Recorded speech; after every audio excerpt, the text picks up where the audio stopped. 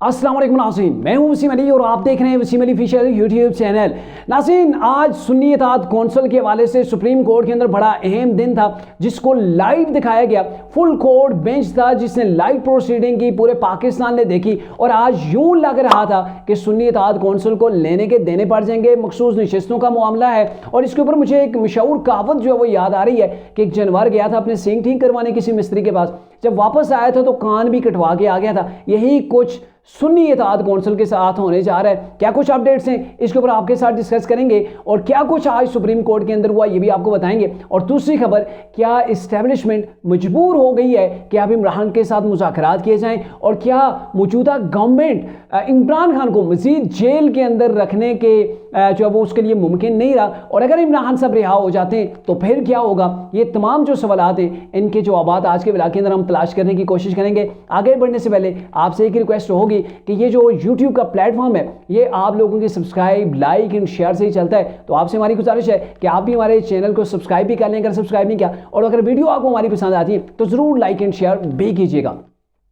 नाज़रीन, सबसे पहले सुन्नी इत्तेहाद कौंसिल के मामले के ऊपर आना चाहते हैं क्योंकि आप भी जानना चाहेंगे कि सुन्नी इत्तेहाद कौंसिल की वजह से तहरीक इंसाफ की अपनी नशिस्तें क्यों खतरे के अंदर पड़ गई हैं। तो बेसिकली फुल कोर्ट बेंच है चीफ जस्टिस काजी फाइज ईसा की सरबराही के अंदर जो कि मखसूस नशिस्तों के मामले को देख रहा है, और इसी सिलसिले के अंदर आज सुन्नी इत्तेहाद कौंसिल के जो वकील हैं एडवोकेट फैसल सिद्दीकी, उन्होंने दलाइल जो है वो सुप्रीम कोर्ट के आगे देने थे और पूरे पाकिस्तान ने देखा कि सुप्रीम कोर्ट के अंदर क्या कुछ हो रहा है। लेकिन सबसे पहले जो बेसिक ग्राउंड्स है ना कि सुन्नी इत्तेहाद कौंसिल कौन से ग्राउंड्स के ऊपर अपना हक जता रही है, कि अपना हक जो है वो मांग रही है कि हमें मखसूस नशिस्तें दी जाएं। चूंकि सुप्रीम कोर्ट के अंदर आज की अगर तमाम की तमाम कार्रवाई को हम जो वो शॉर्ट करके आपके सामने रखें तो 4 से 5 क्वेश्चन सुप्रीम कोर्ट के चीफ जस्टिस काजी फाइज ईसा, जस्टिस जमाल मंदोखेल हैं उन्होंने, और उनके साथ साथ जो दीगर जजेस हैं जिनके अंदर जस्टिस मुनीब फारूक भी, आज उन्होंने भी कुछ ऐसे सवालात किए हैं कि इन लोगों ने, और जस्टिस मंसूर अली शाह साहब, इन्होंने कुछ ऐसे सवालात किए हैं कि एडवोकेट फैसल सिद्दीकी वो बुरी तरह फंस गए, उनके पास जवाब देने के लिए कुछ नहीं था, और ऐसे सवाल जो है वो उठ गए कि उसके बाद लग रहा है कि तहरीक इंसाफ ने जो नशिस्तें जीती थी और जो सुन्नी इत्तेहाद कौंसिल के अंदर इन्होंने शमूलियत इख्तियार की थी वो भी सारी की सारी रिवाइज हो सकती है, उसको वापस किया जा सकता है। चूंकि जो अहम सवाल उठे वो आपके सामने मैं रखता हूं। पहला सवाल चीफ जस्टिस काजी फाइज ईसा की जानब से उठाया गया कि पॉलिटिकल पार्टी और पार्लियामेंट्री पार्टी में क्या फर्क है। चूंकि 63A की तशरीह यहां पे एक दोबारा से जो वो डिस्कस हो गई है, और आपको याद होगा कि सुप्रीम कोर्ट से इमरान खान ने अपनी मर्जी की एक जो है वो 63A के ऊपर जो है वो तशरीह करवाई थी, और उस तशरीह के बाद इमरान खान ने पंजाब के अंदर अपनी गवर्नमेंट बनाने के अंदर कामयाब हो गए थे। वो याद होगा जब पंजाब के अंदर चौधरी परवेज इलाही को गवर्नमेंट बना के दे दी गई थी, हमजा शहबाज से गवर्नमेंट छीन ली गई थी, तो वो जो तशरीह है अब इमरान खान के लिए रुकावट बन रही है। क्योंकि पहला सवाल कि पॉलिटिकल पार्टी और पार्लियामेंट्री पार्टी में क्या फर्क है, क्या सुन्नी इत्तेहाद कौंसिल एक सियासी जमात है, ये सवाल आज सुप्रीम कोर्ट के अंदर उठा है। क्या सुन्नी इत्तेहाद कौंसिल के पास बतौर पार्लियामेंट जमात जो है वो इसको हैसियत पार्लियामेंट्री जमात की हैसियत हासिल है। क्योंकि आपको पता है सुन्नी इत्तेहाद कौंसिल ने इलेक्शन ही नहीं लड़ा, सुन्नी इत्तेहाद कौंसिल के इलेक्शन के ऊपर यानी कि टिकट के ऊपर कोई इलेक्शन ही नहीं लड़ा गया, और अगर लड़ा भी कोई तो फिर वो इलेक्शन जीत नहीं पाया। तो कहने का मतलब यह है कि सुन्नी इत्तेहाद कौंसिल के टिकट किसी को दिया ही नहीं गया, और जब किसी को टिकट ही नहीं दिया गया जिसकी पार्लियामेंट के अंदर प्रेजेंस ही नहीं है, कोई अपनी सीट जो है वो पार्लियामेंट के अंदर जमात अगर वो सिक्योर करने के अंदर नाकाम रही तो क्या वो पार्लियामेंट्री जमात भी कहलाएगी? यानी एक अहम सवाल सुप्रीम कोर्ट के अंदर उठ गया है। इसके अलावा यह भी दूसरा सवाल उठ गया है कि सुन्नी इत्तेहाद कौंसिल का इस वक्त पार्लिमानी लीडर कौन है, और चूंकि पार्लिमानी लीडर सुन्नी इत्तेहाद कौंसिल के पास अभी तक कोई मौजूद नहीं है, किसी का नोटिफिकेशन अभी तक नहीं हुआ है, और यानी कि अभी तक सुन्नी इत्तेहाद कौंसिल पार्लियामेंट्री लीडर के बिना चल रही है। चूंकि सुन्नी इत्तेहाद कौंसिल अपने टिकट के ऊपर इलेक्शन नहीं लड़ी, तरीके साफ उसके अंदर जाके जम हुई है, और जम होने के बाद भी अभी तक पार्लियामेंट्री लीडर जो है उसका इंतखाब नहीं किया गया है, और कोई जमात पार्लियामेंट्री लीडर के बिना कैसे चल सकती है, बड़ा अहम सवाल उठा गया है। वैसे तो साहबजादा हामिद रजा हैं वो चेयरमैन है, लेकिन पार्लियामेंट्री लीडर वो एक अलग से होता है। और तीसरा सवाल जो कि कोर्ट के अंदर आज उठा सुप्रीम कोर्ट के अंदर, जिसके बाद जो लग रहा है कि तहरीक इंसाफ की जो अपनी नशिस्तें हैं वो भी खतरे के अंदर है। पूछा गया कि पाकिस्तान तहरीक इंसाफ ने किन वजूहात की बिना पर सुन्नी इत्तेहाद कौंसिल में शमूलियत इख्तियार करने का फैसला किया था। पहले तो वजूहात वो हमें डिस्क्राइब करके बताएं। पाकिस्तान तहरीक इंसाफ के अरकान ने कागजात नामजदगी जमा कराते हुए बतौर आज़ाद उम्मीदवार अपने कागजात नामजदगी जमा करवाए थे। यस या नो के अंदर ये सारे सवालात हैं। ये वाला जो सवाल है कि क्या तहरीक इंसाफ के जो लोग हैं उन्होंने आज़ाद हैसियत के अंदर जब अपने कागजात जमा करवाए थे तो अपने आप को क्या उसके अंदर शो किया था, और फिर या फिर अपने डिक्लेरेशन के अंदर पाकिस्तान तहरीक इंसाफ के साथ जो है वो उन्होंने जो है वो अपनी इलाक जो है वो शो किया था कि यानी कि तहरीक इंसाफ की तरफ से वो नामजद उम्मीदवार के तौर पर उन्होंने जमा करवाए थे। यानी कि तहरीक इंसाफ के पास तो बल्ले का इंतखाबी निशान नहीं रहा था, लेकिन फिर भी तहरीक इंसाफ की हमायत याफ्ता यानी कि उनके नामजद उम्मीदवार के तौर पर इन्होंने इलेक्शन के ऊपर अपने कागजात जो वो जमा करवाए थे या नहीं।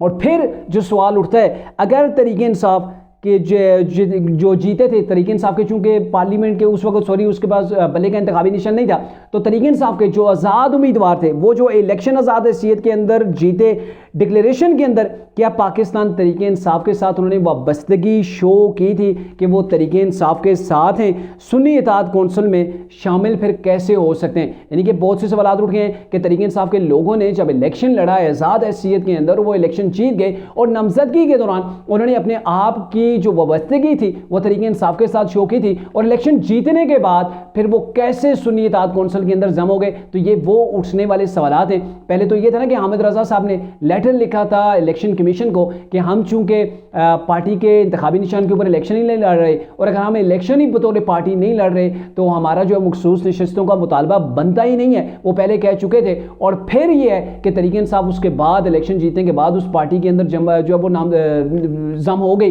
वो पार्टी जो पार्लियामेंट के अंदर अपनी हैसियत ही नहीं रखती थी, जिस पार्टी ने पार्लियामेंट के अंदर एक नशिस्त भी अपनी जो है वो सिक्योर नहीं की थी, उसके अंदर जाके तहरीक इंसाफ जम हो गई। और बात तहरीक इंसाफ की अपनी क़यादत ने बार बार ये कहा, शेर अफजल मरवत ने भी ये कहा कि हमारी सबसे बड़ी गलती हो गई है कि हमने जो है वो इस पार्टी के अंदर चले गए। और इमरान खान को भी इस चीज़ के ऊपर गुस्सा है कि किसके मशवरे के ऊपर इमरान खान से ये फैसला करवाया गया कि आप सुन्नी इत्तेहाद कौंसिल को ज्वाइन कर लें। तो मामला बड़ा सीरियस है कि तहरीक इंसाफ या सुन्नी इत्तेहाद कौंसिल जो मखसूस नशिस्तें लेने गई थी, अब चूंकि आईनी और कानूनी ऐसे नुकात उठ रहे हैं कि जिसके बाद यूं लग रहा है कि इनकी अपनी नशिस्तें खतरे में, कहीं ऐसा ना हो कि इनकी नशिस्तों के ऊपर भी ज़मीनी इलेक्शन करवा दिए जाएं। अब आते हैं दूसरे जो टॉपिक्स हैं। चूंकि आपको बताया कि इमरान खान को जो सबसे बड़ी फतह हासिल हुई है वो साइफर केस के अंदर हो गई है इमरान खान को, और इमरान खान साइफर केस के अंदर बरी हो गए। ये अलग से टॉपिक है कि गवर्नमेंट उनको बरी होने नहीं देगी, वो सुप्रीम कोर्ट के अंदर चैलेंज करेगी। चूंकि कुछ चीज़ें बड़ी वाइड तौर पर जो बड़ी वाज़ेह हैं कि इमरान खान ने वो साइफर लहराया था, इमरान खान ने एतराफ़ किया कि मुझसे साइफर गुम हो गया, और इसके ऊपर 28 से 32 जो लोगों ने गवाहियाँ भी दी, उसके बावजूद अगर इमरान को ऐसे ही रिलीज़ कर दिया जाता है तो फिर जो वो सवालात उठते हैं कि जो भी कह लिया जाए कि गवर्नमेंट ने पैरवी अच्छे से नहीं की, कुछ भी है, लेकिन कुछ ऐसी चीज़ें हैं जो ऑन द रिकॉर्ड मौजूद हैं जो कि अदालत के भी सामने है, और इसके ऊपर पहले इमरान को सजा भी हो चुकी है, तो गवर्नमेंट इससे पीछे नहीं हटेगी। लेकिन फ़र्ज़ किया इस केस के अंदर जो वो गवर्नमेंट फिर से नाकाम हो जाती है या इमरान को इवन 1-2 साल की सज़ा हो जाती है, लेकिन यूँ लग रहा है कि 10 साल की अगर सज़ा ज़्यादा थी तो भी 1-2 साल की आपने जैसे साइफर के साथ खेला, एक जो वो ऑफिशियल सीक्रेट डॉक्यूमेंट था, और अब कोई भी प्राइम मिनिस्टर आता है वो भी ऑफिशियल सीक्रेट डॉक्यूमेंट के साथ खेलता है अपनी सियासत को बचाने के लिए, तो फिर उसके लिए भी रास्ते जो है वो खुल जाएंगे। लेकिन मेरे ख्याल में कहीं ना कहीं सुप्रीम कोर्ट के अंदर भी इमरान को इस चीज़ के अंदर जवाब देना पड़ जाएगा। अब ये है कि गवर्नमेंट के लिए क्या मसाइल हैं। अब गवर्नमेंट चूंकि आपको पता है कि पंजाब असम्बली ने इस चीज़ की मंजूरी दे दी है कि इमरान खान के खिलाफ बगावत का एक तगड़ी किस्म का मुकदमा बनाया जाए, और इमरान खान के खिलाफ गवर्नमेंट जो है वो इस वक्त ऐसा मुकदमा बनाने जा रही है, ऐसा मुकदमा बनाने जा रही है कि जिसके अंदर इस्टेब्लिशमेंट की ज़ाहिर है इमरान के साथ टक्कर है। और आपको पता है कि पाकिस्तान के अंदर जब भी इस्टेब्लिशमेंट और किसी सियासी पार्टी की या सियासतदानों की आपस में लड़ाई होती है तो हार सियासतदानों की होती है, और अभी ऐसी जो है वो इमरान के खिलाफ चाहे बगावत का मुकदमा बने या इमरान ने जो ट्वीट की थी उसको लेके कोई मुकदमा बने, लेकिन इस किस्म का बनेगा चाहे उसके लिए आइन के अंदर तरमीम करनी पड़ती है, उसके लिए कुछ जो है वो कानूनी मामला जो है वो नए सिरे से हल करना पड़ते हैं तो वो किए जाएंगे, और उसके बाद इमरान को ऐसा फिक्स किया जाएगा कि कानूनी तौर पर कोर्ट उसके अंदर से कोई गलती ना निकाल पाए, कोर्ट इमरान के लिए कोई गुंजाइश ना बना पाए। अगर आप सोचते हैं कि इमरान को रिलीज फौरी तौर पर कर दिया जाएगा, अलकादर ट्रस्ट का केस बिल्कुल नियर है, एंड होने वाला है, उसके अंदर भी इमरान को सजा जो है वो अच्छी खासी सजा जो है वो सुनाई जा सकती है। इसके अलावा इमरान खान का इद्दत में निकाह का केस था, वो फाइनल हो गया था और उसको वापस जो है वो उसको दोबारा से शुरू करवा दिया गया। जाहिर है उसके अंदर जल्दी के अंदर जो चीज़ें होंगी, चूंकि वो वाइंड अप हो चुका है ऑलरेडी, अब नए जज जो हैं वो आज उन्होंने इसके ऊपर जो है वो सुनवाई करनी थी, लेकिन आज वो नहीं हो सकी। लेकिन यह कि आने वाले दिनों के अंदर जब दोबारा से होगी तो उस केस के अंदर अगर इमरान को रिलीफ मिल भी जाता है तो अलकादर ट्रस्ट के अंदर इमरान को नहीं छोड़ा जाएगा। और इसके अलावा इमरान खान के ऊपर मुतअद्दिद किस्म के ऐसे दीगर भी मुकदमे 9 मई को लेकर भी अगर आप देखा जाए वो भी, और अभी इमरान के ऊपर जो गद्दारी या बगावत का जो मुकदमा बनने जा रहा है, तो आप कहेंगे कि अब तक का इमरान के खिलाफ सबसे तगड़ा। और अगर आप समझते हैं कि इमरान को इतनी आसानी से बाहर आने दिया जाएगा, चूंकि अभी आप देख लेना पाकिस्तान का सिनेरियो चेंज हो चुका है। इमरान जब गवर्नमेंट से निकले थे या पीडीएम की गवर्नमेंट थी, पाकिस्तान के हालात से गुजर रहा था, और अभी पाकिस्तान के अंदर क्या हालात है आप देख लें। सब्जियां सस्ती हो रही हैं, गोश्त सस्ता हो रहा है, गैस सस्ती हो रही है, पेट्रोल सस्ता हो रहा है, दालें, घी, चीनी, ये सारी चीज़ें जो है वो सस्ती हो रही हैं। पाकिस्तान की आवाम को रिलीफ जो है वो अब प्रोवाइड होना शुरू हो गया, प्रोवाइड किया जा रहा है। तो जब ये सारी चीज़ें हो रही हैं, बैरूनी सरमायाकारी पाकिस्तान के अंदर आ रही है, पाकिस्तान के अंदर से तांबे, पीतल, सोने के ज़खायर निकल रहे हैं, जिसके अंदर चाइनीज़ और जो हमारी यूएई की कंपनी है, सऊदी अरेबिया की हैं, यानी कि अरब अमीरात जो हैं, वो सारे के सारे जो है वो इस चीज़ के अंदर पाकिस्तान के अंदर इन्वेस्ट करना चाह रहे हैं और पाकिस्तान के अंदर आ रहे हैं, और पाकिस्तान को अच्छी खासी इन्वेस्टमेंट जो है पाकिस्तान के अंदर आ रही है। अभी प्राइम मिनिस्टर शहबाज शरीफ हैं, उनका फोकस यही है कि किसी तरीके से अवाम को रिलीफ दिया जाए, पाकिस्तान की इकानमी को दोबारा से मजबूत किया जाए। अभी वो चाइना के दौरे के ऊपर है और इसको सी पैक का फेज़ 2 भी कहा जा रहा है कि उसके लिए मियाँ शहबाज शरीफ जो वो चाइना के अंदर गए हुए हैं कि फेज़ 2 जो सी पैक का है उसको बहाल किया जाए, उसके ऊपर काम जो है वो तेज़ी से आगे बढ़ाया जाए। और ये सारी चीज़ें हो जाती हैं तो क्या आप समझते हैं कि इमरान को रिलीज़ कर दिया जाएगा? कि आप आएँ सड़कों के ऊपर धरने दें, आप आएँ यहाँ पर धरने दें, इज्तिमा करें, आप जो है वो सड़कों को ब्लॉक कर दें? हरगिज़ इमरान खान को इन चीज़ों की जो है वो इजाज़त नहीं दी जाएगी कि आप एक बार फिर से पाकिस्तान की मैशत के साथ, पाकिस्तान की स्टेट के साथ खिलवाड़ करें, जैसा कि उन्होंने पहले किया। और पाकिस्तान के अंदर जो चीज़ें बेहतर हुई हैं उनको बिगाड़ के पाकिस्तान की मैशत को एक बार फिर से आप उस स्टेज तक ले जाएं जहां पाकिस्तान डिफ़ॉल्ट होने के करीब पहुंच गया था।